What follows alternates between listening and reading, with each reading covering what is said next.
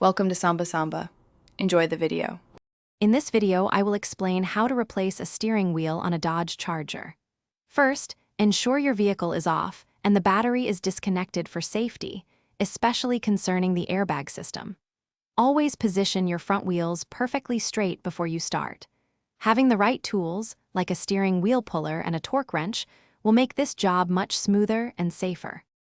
Once the battery is disconnected, you can safely proceed to remove the airbag module.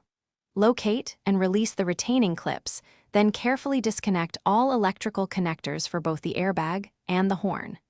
After the airbag is out, you'll see the large central nut holding the steering wheel in place. Use the correct size socket wrench to loosen and remove this nut. With the main nut removed, it's time to use your steering wheel puller. This tool is essential for safely detaching the old wheel without damaging the steering column.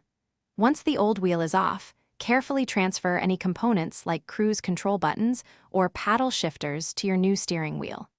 Double-check that your new wheel is perfectly aligned before you proceed to install it.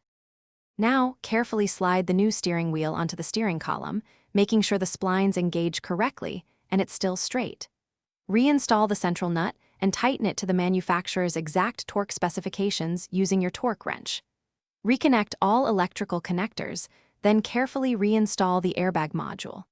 Finally, reconnect your battery and test all steering wheel functions, including the horn and any controls. Thanks for watching. Consider subscribing if we helped you.